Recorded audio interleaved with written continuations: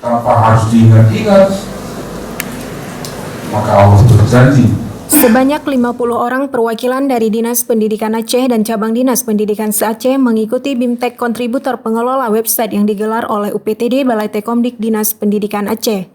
Kegiatan tersebut berlangsung sejak Senin hingga Rabu di Kota Sabang. Kepala Dinas Pendidikan Aceh Dr. Andes Rahmat Fitri Hadi MPA dalam sambutannya menyampaikan bahwa peran informasi di era digital sangatlah penting untuk mewujudkan target pemerintah Aceh, yaitu Aceh Carong. Menurutnya, informasi pendidikan adalah suatu yang paling ditunggu oleh masyarakat. Jadi, kita sebagai penyaji harus mampu menyajikan secara cepat peran dan fungsi pemerintah dalam mensosialisasikan kebijakan dan informasi sangat diperlukan.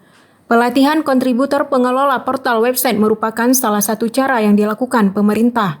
Lebih lanjut, Kadisdik Aceh mengatakan dampak adanya website dan penyebaran informasi dapat menghasilkan komunikasi antara pemerintah dan masyarakat dalam hitungan menit.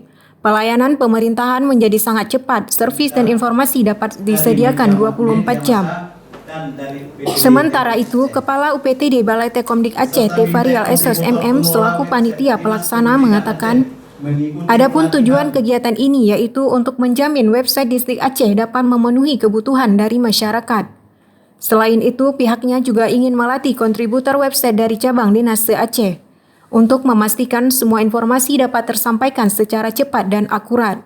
Dalam kesempatan ini, UPTD Balai Tekomdik Aceh juga menghadirkan pemateri dari Pustekom Kemendikbud, Dinas Kominsa Aceh, Aliansi Jurnalis Independen dan UPTD Balai Tekomdik.